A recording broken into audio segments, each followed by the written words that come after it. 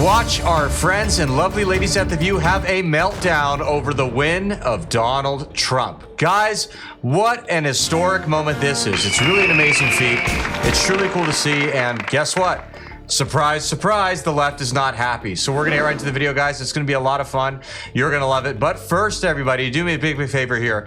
Like our video, share it around, and if you are new, subscribe to the Resist the Mainstream YouTube channel so we can keep bringing you guys this great content. As always, everybody, I'm your host, Darian. Let's get into the show.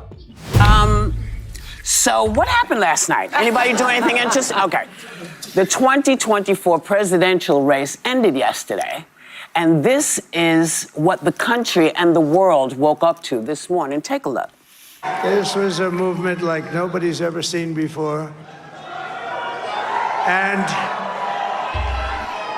frankly, this was, I believe, the greatest political movement of all time. And now it's going to reach a new level of importance because we're going to help our country heal. We have a country that needs help, and it needs help very badly.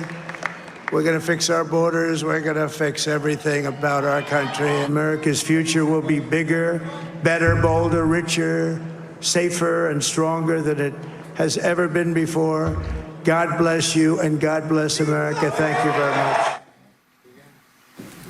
So, how you feel? And they are feeling just great. Here you guys go. I don't know. I'm profoundly disturbed. I think if you look at the New York Times this morning, the headline was America makes a perilous choice. I think that in 2016, we didn't know what we would get from a Trump administration, but we know now. And we know now that he will have almost unfettered power. And so I worry, not about myself, actually. I don't worry about my station in life. I worry about the working class. I worry about my mother, a retired teacher. I worry about our elderly and their Social Security and their Medicare. I worry about my children's future, especially my daughter, who now has less rights than I have. And I remember my father telling me many, many years ago that I was the first person in his family to enjoy full civil rights. And now I have less civil rights than I had when he told me that. So again, I'm profoundly disturbed that the 14th Amendment of the Constitution did not prevent someone who participated in an insurrection from becoming president of the United States. I think that going forward, the convicted felon box on employment applications better be taken off, because if you can be the president of the United States, then you should not be prevented from employment in this country, because I remember applying for my jobs as a federal prosecutor, and there was a box for convicted felons. Well, and so that box better be taken off. And I think our healthcare system is now at risk. I think no fluoride for anyone. Yeah, economists have made clear that he's going to increase the debt by $7.75 trillion. I'm worried about mass deportation and internment camps, and I'm also worried about Elon Musk warning Americans to prepare for temporary hardship. Okay, there's a lot to unpack over here. I mean, clearly she's hysterical and deranged. That goes without saying. My first question is about her daughter. She's worried her daughter's going to lose a right. What right exactly is she talking about? She doesn't specify, but I can only assume she's talking about the right to terminate her own offspring. And that is how sick and demented of a country we now are, where people are sitting there crying and throwing a fit over the right to end the life of your own child. And if you guys see the video of that dad, there was some beta male father who was being questioned by some fake news outlet, CBS or something, I think. They're asking him why this election is so important to him, and he says, well, you know, it's a woman's rights thing. You know, I want my daughter to have control over her own body. Can you imagine that? Being a father who says he wants his daughter to be able to terminate her own offspring? Well, what a pathetic thing. And we see the same kind of thing here. It's just outrageous. It's crazy. As for all the stuff that Sonny Hostin is so worried about, what are you worried about, Sonny? I'm really curious. Are you worried about getting cheaper gas prices? Are you worried about having less crime on the streets? You know, a better economy. I'm still struggling to understand what was so bad. We might have get closer to world peace again, like we did with Trump last time. Oh, that evil orange fascist meanie, so terrible. It's, you know, these people are just so unhinged. It's insane. But hey, what can we do? We are where we are now. Surprised at the result, but I'm not surprised. As a woman of color, I was so hopeful that a mixed race woman married to a Jewish guy could be elected president of this country. And I think cares? that it had nothing to do with policy. I think this was a referendum of cultural resentment in this country. Well, I think it, I think it has to do with a lot of things, that being one of them. I'm obviously very disappointed. I'm very sad. I was at the Kamala Harris headquarters yesterday in Washington, and it was a very sad scene. The mood turned immediately, and I tell you, there's a quote I get a lot of inspiration from, and it's a quote that I read when I was reading about John F. Kennedy, and it says, "Whether I am on the winning or the losing side is not the point with me. It is being on the side where my sympathies lie that matters." And that to me brought me consolation and inspiration this morning, because I have no regrets. Yep. I worked hard as hell to elect the first Black Asian woman president. History slipped through our fingers again. I worked hard as hell for Donald Trump not to be president. But today, unlike Donald Trump and his followers, I acknowledge that he won. I hope for the best for our country, and I make a commitment to our LGBTQ, to our immigrants, to our elderly, to our young girls, to the women, that we will not stop fighting. We can be sad today. Today we can be sad. Tomorrow we stand up and we continue. We have every right as Americans, because we love this country, because this is the most exceptional country in the world, we have the right and the duty to speak up and denounce abuses of power, to be vigilant. And so I invite all Americans to do it. But we are doing what they didn't do. We are recognizing they won. Yep. Now let's see what happens when he is governing. So, First of all, it's very obvious they don't like this country. That's why they sit there and throw a hissy fit when somebody dares to burn a pride flag, as they call it. But as soon as someone burns an American flag, they say, well, it's their right. Stop criticizing it. Who cares?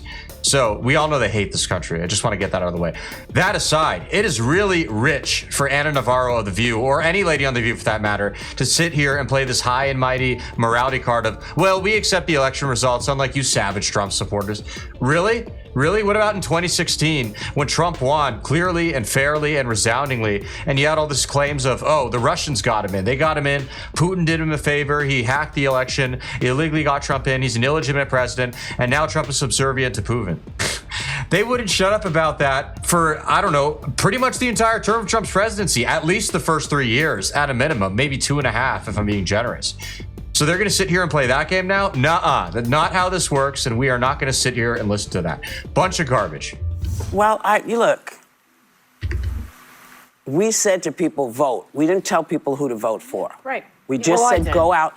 Well, Yes, but I did not.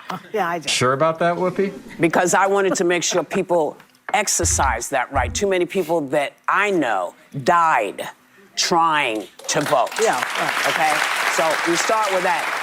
And think about this.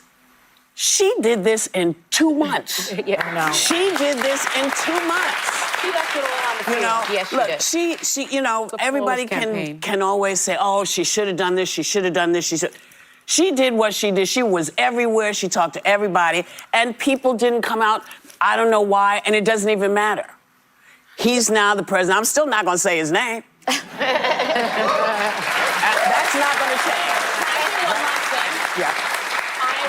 I have faith that some good, decent people are going to work for him. I've heard from some folks today. I think there's some reasons to be hopeful that people who believe in public service in the country are going to go in. That right there is a really bad sign, and that is something that conservatives should perk their ears up and listen to and think about when they hear somebody say something like that. Alyssa Farah Griffin, I think is her name. She is an establishment creature, all right? She got into the Trump admin. She worked there for a little bit, then quickly stabbed Trump in the back as soon as it was politically convenient for her.